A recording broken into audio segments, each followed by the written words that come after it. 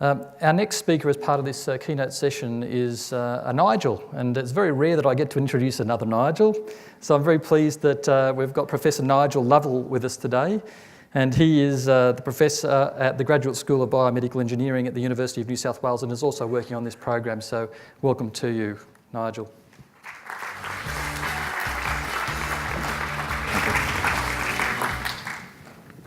Well, thank you, Nigel. At least I know I've got one friend in the audience.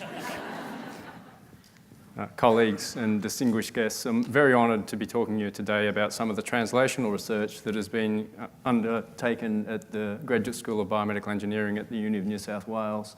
So I'm going to be tracking through a number of projects, 3 projects, and just giving you some sort of snapshots of the work that has allowed innovative ideas to start to impact on clinical practice. I'll also be sort of talking a little bit about the bionic eye. Now, Rob's done a great job giving you the broad description of the field. I'll just be talking a little bit about it from the viewpoint of what work has been undertaken at the Uni of New South Wales. So I wanted to talk about some technologies. We've been developing technologies for about 20 years now, not just building the technologies, but also trialling them and evaluating them and deploying them, and in some cases looking at how they're best integrated into existing health service delivery models and how health service delivery models may have to be modified to best use these technologies. I'm not going to have time to talk about details on any of these, but I'm happy to talk later or in the question time. So I'll be talking about some wearable devices for falls detection and prevention. I'll be talking about some telehealth systems for managing chronic disease. So this device actually came out of some research and development with a colleague, Branko Seller, and we actually started up a company here in the ATP about 15 years ago, and it's continued on from there.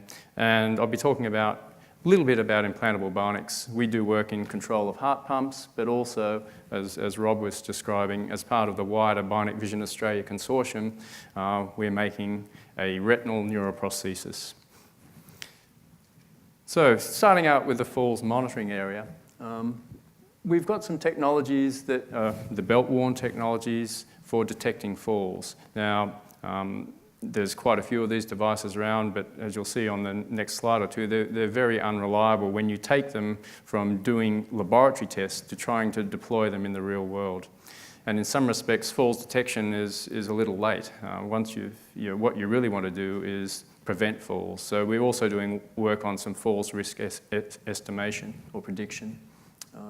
So this is a technology. What we're trying to do is capture these fall events by using some basic signals, some physiological signals or some movement signals from these devices. And if you're not going to go through all the details, but if you do this in the real world, we originally tested in the laboratory and we find that it works very well. But if you do it in the real world, we find we only have about 60 or 70% accuracy, and that's due to obviously the fact that we're not taking into account activities of daily living and other events that happen when you put these devices on elderly patients. So now we've been able to, through clinical partners, increase the accuracy of these devices up to about the 98%, where it now becomes sort of a realistic device to be used for clinical monitoring of falls. So obviously, as I said, falls detection is a little late. What we want to do is falls risk estimation or falls prediction. So we have some systems approaches where we get people to wear these devices and we get them to perform some simple activities. This is there's a sit to stand 5, the timed up and go. I'm sure many of you are familiar with these.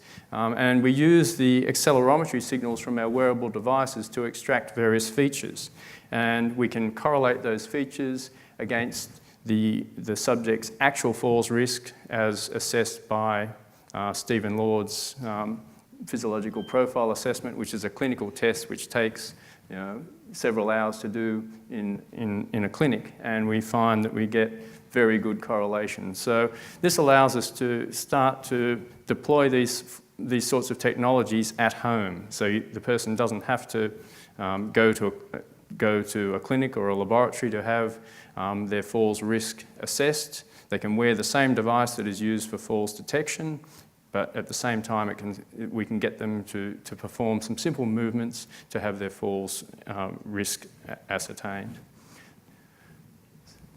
So I've got a few points with regards unsupervised settings. As I said, these devices, when you generate and you innovate with these devices, you find that it works very effectively in the laboratory, but when you start to use it in the real world, you have all these sorts of problems. And that's the sorts of things where we need clinical partners and we need to do real world trials to work on them. One of the biggest issues is lack of real falls data. There is no database throughout the world with actual falls data from elderly people. And short of me sneaking into some elderly person's hallway and putting down marbles and banana skins, which probably wouldn't get through ethics, it's very hard to get that data. So one of the key challenges we have is in turning these laboratory-based devices into devices that work in the free living environment. So changing gears to telehealth. So here's a bit of a business case for congestive heart failure in New South Wales. Mary might correct me with some of these figures. I did this quite a while ago, but there's 23,000 congestive heart failure patients admitted to hospital every year, but that accounts for about 58,000 hospital admissions. And each admission is around $10,000. It's about $50,000 in the US. And we find that 4,000 of those patients are admitted 4 or more times a year. So there's this high-risk group, and they have the gold frequent flyer card. If we were to take those 4,000 patients, and if we were to devise some telehealth service, which say costs $3,000 per year, and if in that 4,000 patient group, if we could reduce their hospital admissions by half, we would save about $60 million. So there's some very strong economic drivers for managing chronic disease in the home. Can we reduce admissions by 50%? Well, we've done some trials in the UK. This is only a small trial, but we can reduce bed days and admissions by about 70%. There was a very large study done by Veterans Affairs Department in the US, and they show that they can run a service for about $1,600, not $3,000, compared with $13,000 if it was a home-based primary care service.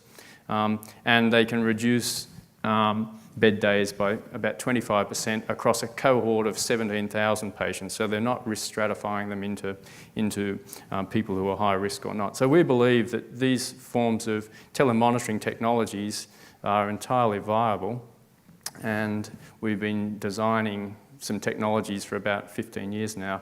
I'm going to be talking briefly about this telemed care system, but there's quite a few big players around the world now who are entering this space, including the Intels, Philips, and Tunstall's.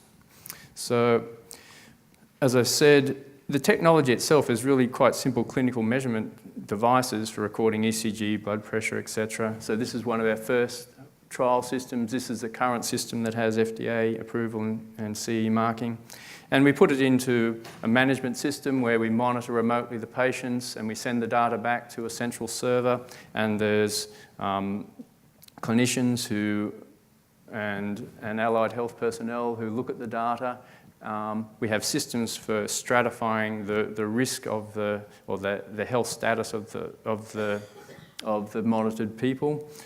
It's a very difficult business to do that risk stratification, and I'll show you a slide about that in a little while. So here's an early trial done in Wagga with a first generation device. This is the latest generation device. If you look at the signals that come from these devices, though, there's some rather significant issues. So here's a longitudinal record of ECG, and if you look at the heart rate, we're actually finding cases where the person is in atrial fibrillation down here, but it's incorrectly reporting a heart rate of 80 beats a minute because we're using the traditional algorithms that would be used in a supervised recording setting. So in those sorts of settings, if the ECG is poor quality, the person is told to sit still. You rearrange the electrodes, you retake the measurement. You can't do that in an unsupervised setting. So there is some special things that we have to do with our technology. We have to innovate our biosignal processing algorithms and our technology in order to get around these sorts of problems. And you get ECGs. This is a typical ECG that you would get from one of these systems. You probably can't see it, but it's the grey record here. That's the ECG as the person puts their hands on the plate, because we don't want them to attach electrodes. We want them just to go up to the device and hold it.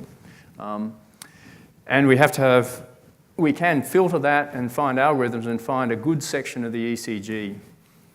When we've done this in 40,000 ECGs in the UK, we find that 25% of them have no ECG that allows us to extract heart rate.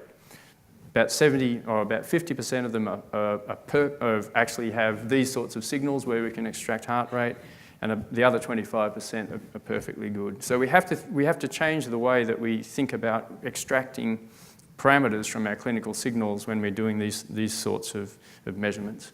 I better move it along. So here is the biggest issue here. We get a whole lot of data. We have this data overload problem. We need to be able to detect trends in the data and then infer, I guess, the patient health status from those trends. The reality is, though, that in terms of the actual technology, the measurement technology, it hasn't changed much from 100 years ago when Frank put his hands into some jars of saline. We're still doing the same sort of thing. The person is still holding onto some electrodes. The device looks a bit sexier, but it's still the same sort of measurement that's taken. Indeed, the problem is not so much the technology, but it's how you integrate these forms of technology into the healthcare system, how you remunerate people for analysing the data, and etc. So I need to move on, and I'll just briefly talk about our role in Bionic Vision Australia. So Rob has done a great job talking about the project in general. I think we really need to put ourselves in the eyes of, excuse the pun, of people who have profound vision loss. I gave a talk like this in Malaysia last year, and this is the pathway outside the front of my hotel for the vision impaired. This is looking one way. Looking the other way, we find some problems. Similarly, in Austria, you think the Austrians would know better. They lead the paths into buildings, and you probably wouldn't want to be vision impaired in China. So Rob has talked about the overview, the overall architecture of our system. What I wanted to do is give you a video of talking about the development from the UNSW perspective. Bionic Eye works started in Australia 15 years ago when Greg Swanning, who at the time worked for Cochlear, came to my laboratory to commence a PhD. So what I have here is a cheesy video that shows the development of this prototype device that the Bionics Institute is now testing. So as I said, excuse the cheesy video. I'll skip this. Oh, that's not the one I wanted. Yeah, video. Thanks, Matt. The Bionic Eye would produce an image like this. As you can see, the image that's presented is by no means perfect, but it does allow a degree of independence. So it will, in the end, be able to restore some form of vision to tens of thousands of people in Australia, millions of people throughout the world. So it's a very exciting device.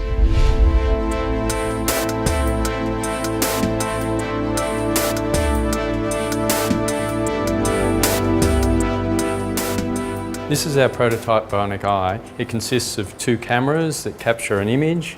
They're mounted on these glasses. The image is sent to our processing unit that processes the image and converts it into a series of stimulation commands that are sent to a transmitter that is mounted here behind the ear. So that sends these commands wirelessly to the implanted device.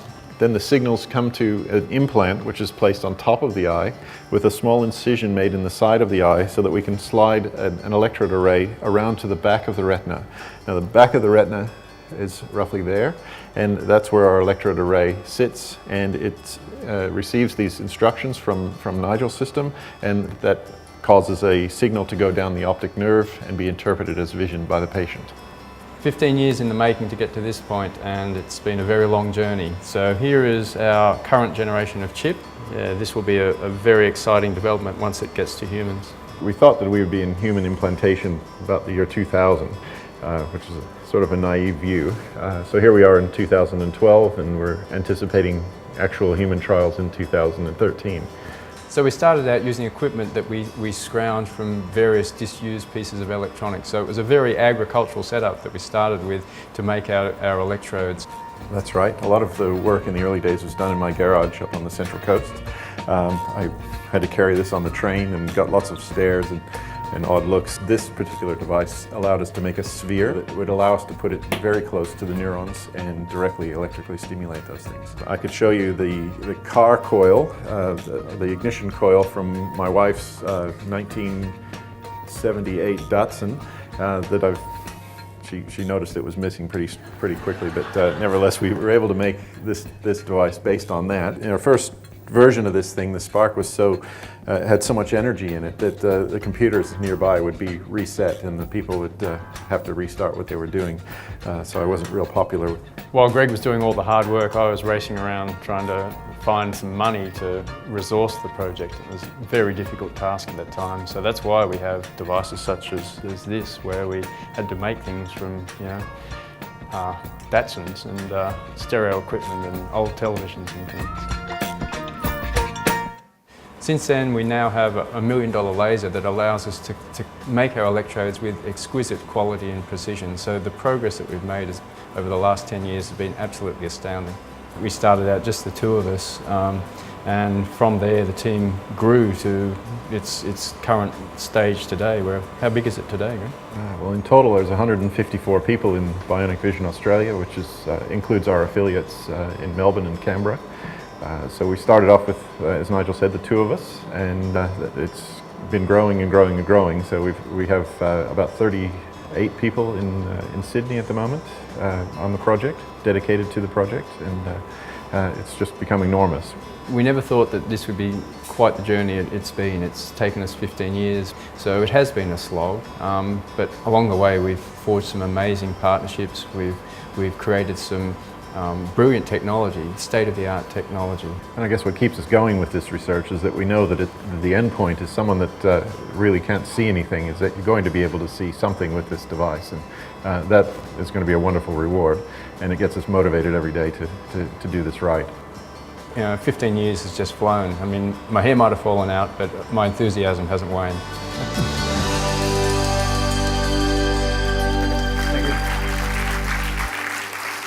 I've got one more slide. So I hope none of you drove Datsuns today, because you might be having problems getting home. Maybe we should be talking about sort of hair restoration, because Rob and I both referred to that, didn't we? So just to finish up, actually that's the wrong slide. Where did that go? I think you've probably seen that innovation starts obviously locally, and then it can expand through effective collaborations. We didn't get far in terms of getting our device into patients until we formed a collaborative team with people like Rob Shepherd and other people from Bionic Vision Australia. Innovation doesn't have to happen just in terms of the technology. Obviously, we have to recognise that it can be in the delivery of care, in the integrative approaches and practice. And we also have to recognise that for translational research and development to actually be effective, it may not be the technology that's important. Indeed, it's probably not. It's probably a whole lot of other issues. But if we are talking about the technology, it comes from turning laboratory-based practices into systems that are going to work in free living and unsupervised environments. And not ignoring the pathway through the regulatory frameworks, because they're absolutely critical these days. So the key, though, is I think what probably Nigel and Rob referred to, and that is that multidisciplinary collaboration and partnering is essential. So there's our team at UNSW and Bionic Vision Australia, and I'd like to thank you.